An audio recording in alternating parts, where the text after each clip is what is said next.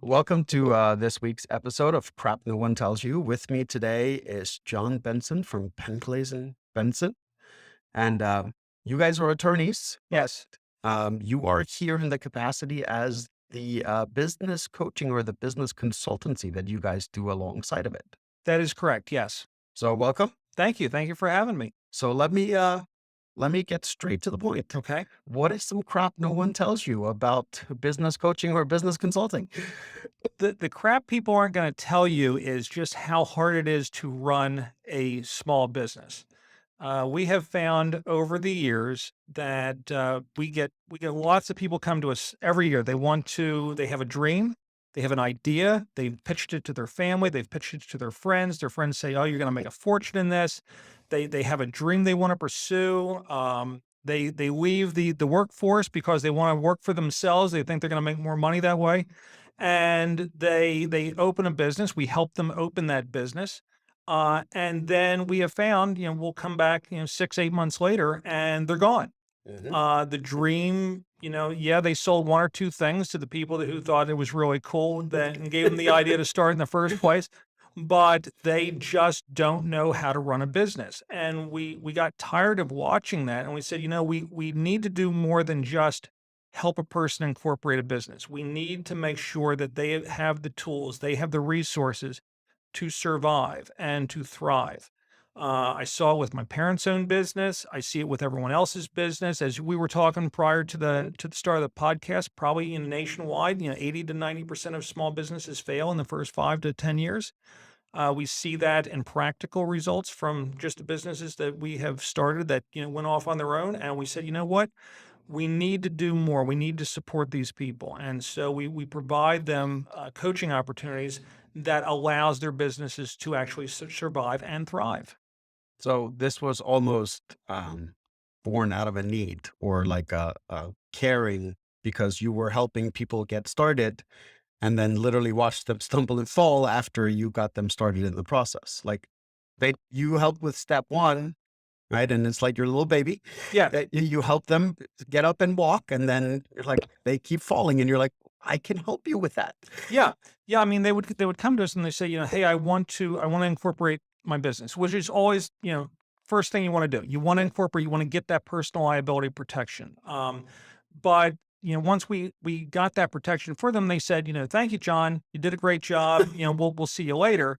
And There was no later. there was no later. And I when you say where was it born from, it was born really from my own experience. My parents were back in the 80s. They built homes. They Okay. had custom built homes. And my dad was a fantastic carpenter. He loved working outside. He built beautiful homes that are still there today.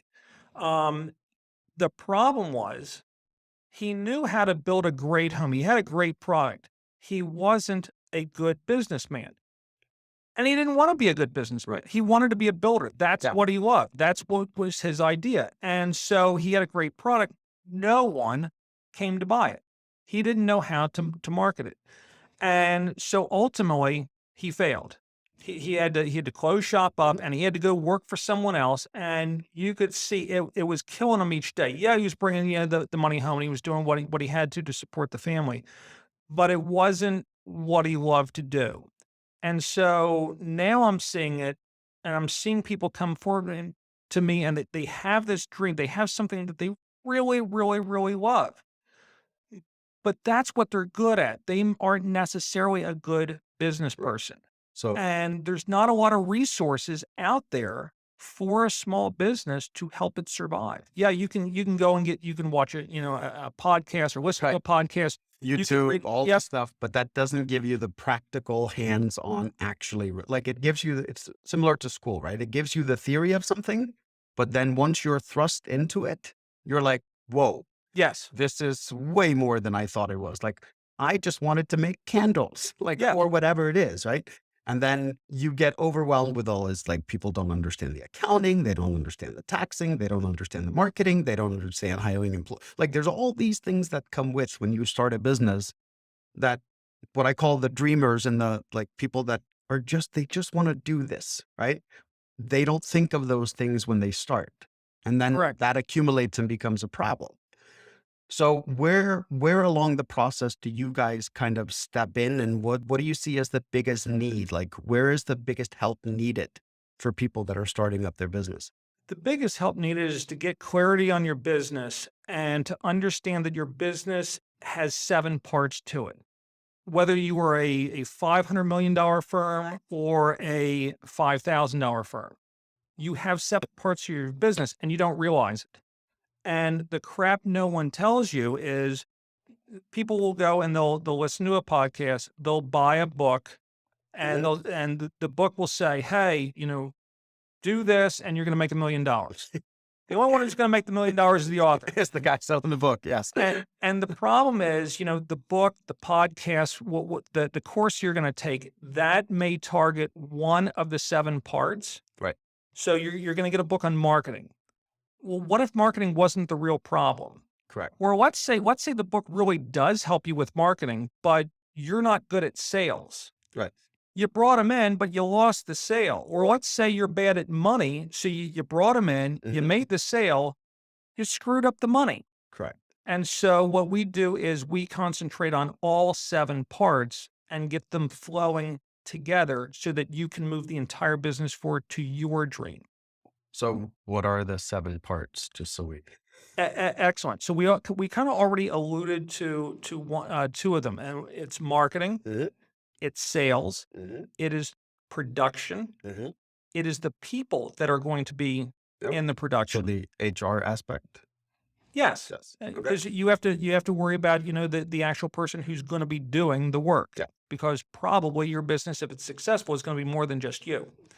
You've got the plant, and that's going to be the physical location, whether it's virtual or sticks and bricks Correct. that you're going to do the work at.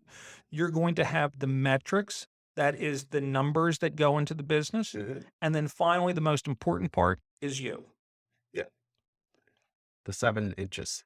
Yeah. It's often what 7 gets in the way, right? Yes. Yes, that stands in a lot of people's way. Yeah. Yes.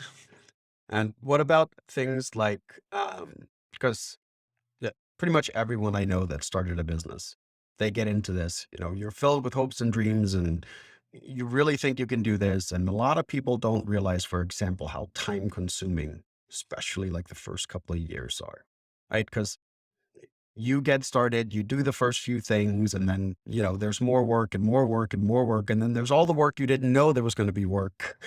And by the end of it, you realize you're working 10, 12-hour days, 7 days a week. Do you guys talk to people about like work-life balance at all during this process so that you don't become all consumed? Because right now, I mean, burnout is happening in every field, including entrepreneurs, right? Yes. The biggest difference is entrepreneurs are filled with passion, so they can last a little bit longer because it's their baby, they're starting out. But is that part of the process? You kind of...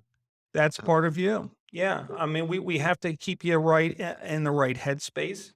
And so, yes, we help people understand just how much time is going to go into it at first. You're going to be putting probably a lot of time in up front, but the idea is if you do it right, you're going to be able to remove yourself from that business at a certain point. Yes. And spend less time. Yes. And spend more time on the things that are also important to you other than the business. And maybe that's travel, maybe that's home, maybe that's your kids, whatever. They call it work for a reason. Right. And so the business has to work for you, not you for the business. Right. And so, yeah, that's part of the you factor is not only do we help get your head right and help you get through all the mundane stuff, but we also try and get you to focus on what your goals are and how to get it. Because that's the big thing I'm finding with people is they come and they say, I have a goal. What's your goal? I want to sell this product. Okay. And how much money do you think you're going to need? Well, I want to make it $1 million business. Great. How are you going to get there? And that's where there's silence. I don't know. I know what and I'll even say, well, how do you know $1 million is going to be enough? Well, I don't know. Well, how much does your dream cost? I don't know. I have a dream, but I never priced it down. I said, well, if we don't know what the destination is, how are we going to get there? My favorite is when someone says, I'm going to turn this into $1 million business. And I'm like, well, what does your product cost? They're like Right. $9.99. Yes. Like, perfect. How many units do you have to sell? Yes. They're like, I'm like, that's a lot of units. That is a lot of units. At $10 a piece, hitting $1 million is a lot of units sold. That's a lot of customers, unless you can sell multiple units to a single customer. So, yeah, I don't think people often comprehend. They come up with this number that I want to be $1 million, 10 million, whatever the business number is, without understanding what the numbers behind that actually mean, what Correct. the work behind it really is. Correct. So I know this is going to be like a very broad general question, but are there certain aspects of those 7 things other than the you, so the other 6 things, where you see it like a bigger need than others, where people simply just don't understand it? No, because everyone comes into a business with certain skill sets. And some people, they're natural talkers. They're really good at sales, Mhm. but you also have to be good at marketing. And maybe you're good at the sales, but you're not good at the marketing. Right. And even if you were lucky enough to be good at sales and marketing, you're probably not good with the metrics. And even if you were good with the metrics, then you probably don't have the right location. And so most people don't come in with all 7. Right. They may have 1 or 2 Mhm. that needs to be polished. The rest are the ones that they have to work on. So we don't really see, people everyone showing up saying I'm bad at marketing. It's usually that they're just focused on one area and they think, gee, if I just really focus on marketing, everything will be fine. It won't. No. I've seen businesses fail that were great at marketing, Yeah. but were horrible at the distribution portion. Right. They couldn't deliver what they were marketing. So Right. that's a pretty much a guaranteed failure. And that's the crap people don't tell you is, everyone will say, I'm going to go out and I'll learn this one thing and that'll work. Mhm. And then they run into frustration when it doesn't and they give up. And they don't really need to. They just needed to get clarified on where they were going and what the goal was. And then we're able to get them the rest of the way. So really what you're saying is that the first step is when you're starting a business, possibly even before you start the actual business, is do some homework on all the elements that are needed, figure out what your strong suit is, and then figure out, how do I make up for the rest of these things? Do I need to, could, do I need consultants around me? Do I need to have other people in the business? Would it make sense to take on partners? Like, if you're really strong in 2 things and you're absolutely horrible at manufacturing and distribution, would it make sense to take on someone that is really good at those aspects to complement your strong suit? Yeah, it certainly makes sense to bring on people that are going to help complement you. But as each person who's going to create their business, that they're the CEO, that Okay. they're going to start with themselves. And so it's really important that you understand the 7 parts and you work on those 7 parts and you understand the 7 parts and how they interrelate and what their needs are going to be so that later on, as you grow, as you scale this, then you know exactly what you need and you can keep an eye on those people that are handling those 7 parts and you're getting the right people in to complement both the business and your goals. So really you have to back into it. Most people, like you said, they come in, they've got the dream, and then they have this fictitious target out there. So if you back into it, if you know what the target is Mhm. and you understand what the target's going to cost, and then you start working backwards, then you can engineer it to get you where you want to go. Yeah, I go to Boston several times a year to see my son who's in college there. Every time I do, I pull the GPS out. Right. I know how to get there, but I don't Correct. know if there's going to be traffic along the way or anything Right. like that. So I pull the GPS out, and what's the first thing I do? I type in the destination, Mhm. and once I have the destination clear, then I can start incorporating all of my skill set into how I'm going to get there. Right. So you back into it. The GPS is a good baseline, but it doesn't account for you wanting to stop and grab food. It doesn't account for a lot of things that that the GPS doesn't. But without the destination, there's, you know, you just drive around. Right. So, what are some common? I'm assuming there's common conversations you have with people. They first come to you. They started their business and now they're like, because a lot of times it becomes a pride factor, right? Like, oh my God, I can't believe I couldn't do this, right? Like, it's because it's your dreams, it's your aspiration, like, it's your passion, and you really wanted to create this business. And it's a hard pill to swallow when you realize you're in over your head. So, at what point do people kind of get the realization that this is way more than what they thought, and they really need to start getting out there and say, okay, now I need help with this. I need help with this, whatever those elements are. Like, how early should that happen in the business stages? It should happen ideally right away. There is no perfect time other than right now.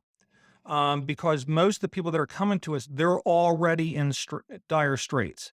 They tried to make it work for a while. Now they're already behind on some bills. Hmm. They're really stressed out. Their quality of life has gone down. They're spending all their time working at the business because there's just no other way to survive. They don't see any hope, and now we have to try and throw their life raft out and try and resuscitate this thing. Whereas if they had an idea and then they come forward and we start working on the idea right away, we can design it and it will work much better from the start, as opposed to trying to repair it and fix the damage that has occurred both financially and emotionally Right. prior to then. So as soon as you have that idea, that's when you want to get started going with it. And the first thing I'll ask people is, you know, okay, how much money do you need? How much money does this business have to produce? And they're usually pretty good at coming up with that because everybody knows what their bills are. Anyone can add up what their bills are. And I say, okay, what's your dream? And I'll say, well, I haven't really dared to dream, but I have this idea of a dream. Okay, what's your dream? They'll tell me the dream. How much does the dream cost? Right. Gee, I don't know because I just have this dream. Okay, Go budget it out. let's get clear on what the dream is, and then now we know what the final destination is, and now we can start building the business to support that dream. Whereas, if you don't, you're going to wake up one day and you're working for the business and you're doing everything you can to keep the business alive. Yep. The business isn't working to keep you alive. It was funny because I had one of my early business mentors. At the time, he was also my boss, but he encouraged us as employees to go do our own little side things. Like, he would say, go start a little business, do something on the side at night, weekends, whatever. If you need a couple of days off, he's like, I just want you to experience it.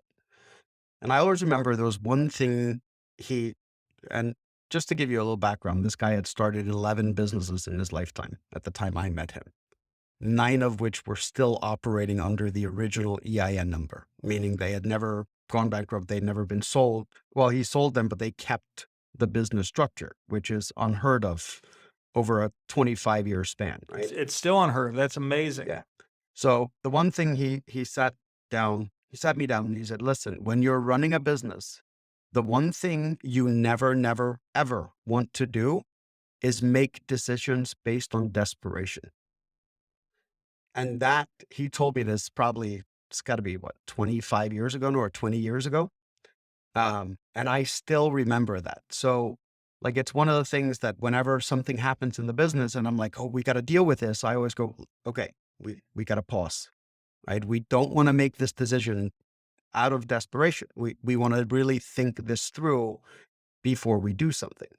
So I think a lot of the stuff that you're talking about is, when you get in over your head with a business, you start making a lot of desperation decisions that aren't necessarily benefiting you long term as far as where you want to go, right? Because if you're struggling and you need to spend money, it's hard, right? Because you're desperate in another area, or you need to spend time on going on a podcast or doing an interview, but you can't leave the store. Well, that's now desperation. So when he said that to me, it was kind of like a light bulb moment that applied to more than just, a single thing. It became almost fundamental for how we made decisions as a business. And we still do that today. Like, we never sacrifice our long-term vision for a desperate decision needed to be made today. Does that make sense? It makes absolute sense. I mean, you're completely right. When you come forward and say, "I need help," a lot of times it's because you really need help, Mhm. and you may not have the time. You may not have the luxury of the time to make everything work for you. And yes, if you're flailing around and you're acting in desperation and you're just clinging to stuff, yeah, you could stay alive for a little bit, Mhm. but ultimately, it's not going to be a business model that's going to sustain you in the long haul. Because yes, you did have to act out of desperation, and you'll start doing things like you'll just start throwing money at it, thinking that that's going to Yeah. solve it, or if I just tried harder, or if I just worked longer, Mhm. and ultimately, yeah, you're just going to burn out. So most of the people that are going out in the workforce, they have a dream, they have a product, they have an idea. It's probably a really good idea. Yes, but it has to be executed properly. Correct. Yeah. You have to have liability protection, and then you need to have support. And that's the where people don't have the resources. They don't know how to find the resources. They'll say, "Oh, if I read this book because I saw it on TV and all these people were on saying, oh, I made $1 million, that'll solve it for me." There is no single magic bullet. Correct. And so what most people will not tell you is just one book, just one podcast, just one area that you're working in is probably not going to save your business. You need to work on all of it, and you need to have someone that when you have a problem, you can call them, you can email them, and you have a resource. You have a life raft that you can always turn to, and you can go to someone and say, "What do you think of this? How should I do this? How should I look at Mhm. this? What are the other things I should consider?" You need to have that resource to survive in business, and it's just not out there. I think also, because you and I are both small business owners, I think one of the things that people that start their business often underestimate is the willingness of other business owners that have already made it in your area. And when I say made it, meaning like they could be at the 10-year mark or the 8 year, like they've made it past that danger zone of the first 5 years. I think a lot of times startups forget that you can walk into a small business and say, "Hey, I'm Johnny. I just started the bakery up the street. Can I talk to you for half an hour just to figure out how did you do it in this region?" Right? Because businesses that have already established themselves in that region, those business owners have been through a lot. Like you don't make it for 10 years without running into some walls and learning some hard lessons, right? And like I know for me, if we had someone walk in here a while ago and told me, "Listen, I'm starting a shop up the street. Can I just talk to you for 10 minutes?" And I'm like, "Sure. Like, what do you need?" And he was asking basic questions like, "So do you know what the actual traffic numbers are on the major road here?" He's like, "Do you know where that invisible line is where people will travel east versus west to shop and stuff?" And I was like, "This is brilliant. Like, I wish I would have done that when I started." Instead, I did what a lot of others do is you start reading books and watching YouTube and like try to learn. And it took me probably after I started my business here, it took me a good 2 to 3 years to realize that also a lot of my clients and a lot of my vendors were available to me for more than just what I was paying them for. Like you could have conversations with these people. Um, I had a mentor very early on in my business, and I still forgot to utilize the resources that are available to me. So, when you are walking someone through all of this stuff, do you have resources? Like, if someone is really bad at production, do you guys have someone where you go, "Hey, you should go talk to this person about the production side of things"? And like, do you have resources available that they could utilize other than you if needed? Absolutely. And we try and bring those resources in because you can't be good at everything. But if you have the people on your team that have all the resources, you're good. You have that toolbox. And I was like you when I was in college. My parents introduced me to business people, Mhm. and I would sit down with them during college, have breakfast when I was home on break and everything. And I would just say, "Okay, tell me about you. How'd you do it? How do you get where you're at? And it's something that people don't employ very often. They don't think to ask for help. They think they have all the tools, and there are people out there that would love to help them. Mhm. That people have helped me. I want to help them. Right. It's my turn now to help someone because I received the help. And yeah, we have people who, can fill in any of those areas. Our job is to help marshal them all into a team for you so that when you come to us, we can get a team in place for you and we can get you to wherever your goals are. But mentorship is always going to be at the top there. You should always try and find someone who has, done well, who is where you would like to be. If you take them to lunch, if you spend just a little bit of time with them, if you just, pick their brain, you just say, "Hey, could I just pick your brain, once a month?" Most of the times they're going to say yes, Mhm. because probably they're successful because someone helped them Yes. and they would love to help you. And So it's an on-tap resource. and I don't know if this applies to you, but for me, a lot of times I find when someone comes to me and starts asking like the basic questions, the stuff we were dealing with when we first started our business, not only do we often have, I'm not going to say the answer, but we have a answer, right? Because there's how we did it that may not be what's right for them, but it's how we did it. But a lot of times what I start realizing is if I was doing it now versus how I did it then, I would take a different approach. So I'm often like, there's an old saying out there saying, the teacher also learns. Yes. And that's what I'm finding when people come to me and start asking basic marketing questions. I'm like, oh man, I'm going back to basics. I'm like, I forgot some of this stuff until someone asked me the question, like, why do you do this?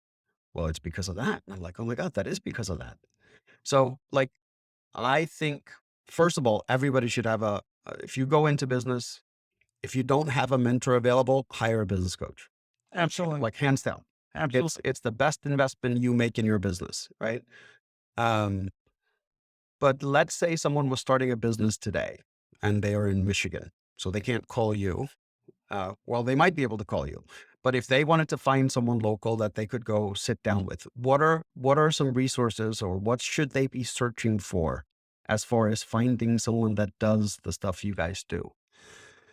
Unfortunately, there's not a lot of people out there that do what we do. And if they're in Michigan, yes, they can call us and we can help. A business in Michigan is the same as the one in Mhm. Pennsylvania. We can't incorporate them in Michigan, but we can certainly coach them in Michigan. Right. But you should, at the very least, look for people that are where you want to be, that are doing what you want to do. And you can just humble yourself and email them, call them, stop on by, ask for just a couple minutes of their time to just kind of pick their brain and see what it is they can help you with. Um, People love to talk about themselves, so they will love it that you're coming and you're asking. And again, if you're finding someone who is where you want to be, chances are they were where you are now. Absolutely. And so they probably got where they are now because someone helped them. Yes. They will love to help you in return. I love working with these businesses because as I'm working with the businesses, I'm finding additional people now that can help other businesses. Mhm. Whatever your idea is, chances are your idea hits one of these 7 areas. Right. And if I can incorporate you into the overall model and hook you up with someone else one day, then I've helped you. Yep. I've helped the next person. Pay it forward. Yeah, and it all works out in the end. So if you can get a mentor, get a mentor. But at the very least, there is no reason you shouldn't have a coach. If my dad had a coach, his business would still be around today. Most likely, yeah. It's amazing what that aspect does, especially during like the first 2 years, because it's the most crucial time. And not having access to, because you don't know what you don't know, Right, right? And right. and really a coach's job or a mentor's job, they normally know what you don't know. And a lot of times they will give you that information, which is the difference between success or failure for a lot of businesses. Yeah, I mean, my dad was a really smart guy, and he knew, back from the 70s, 80s, the only answer was, well, marketing and sales, that covers everything. Yeah, that was always the answer, And right? he wasn't good. He wasn't good at either, but he was really good at building the house. But even then, like, he wouldn't have known where to look. Right. And that's the thing. People just don't know where to look. They jump on the first life raft, which is usually a book or a Mhm. podcast, and they think that'll solve it. And when it doesn't, they're left without recourse, and they get they get frustrated Mhm. and they quit. Yes. And people just don't know where to look or how to get some help. So And that's what we're here to solve. so, I don't normally plug the government a lot, but, uh, there is the Small Business Administration Yes. does have the retired executives, I forget what they call it, but if people look for a lot of time, you're not gonna find everything you need there, but a lot of times you get access to the basic things. Like, I remember when I started my business, that's how I discovered that the SBA has this type of stuff is they actually have an outline for a business plan. And I was like, "Huh, maybe I should do that before I start my business," because in that business plan, it asks you a lot of the questions. Like, you're forced to look at, do I really know what I'm getting into? Like, they have a lot of these aspects that you're talking about. And I don't know if that template is still available. It was up for years. But if someone is starting a business, I always tell them, listen, go look at the SBA.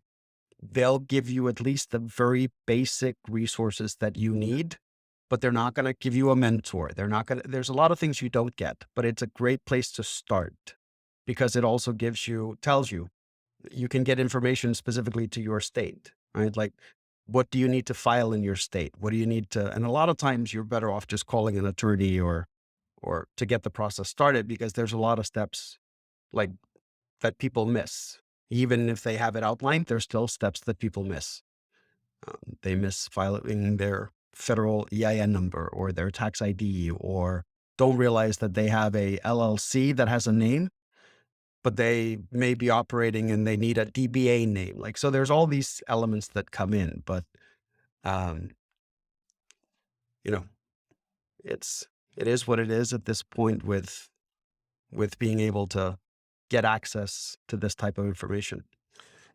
I think you bring up a good point. There is that there is the information out there that you can use. And yes, going to the SBA and using the resource to get a business plan, that's a great idea. And every business should have a business plan.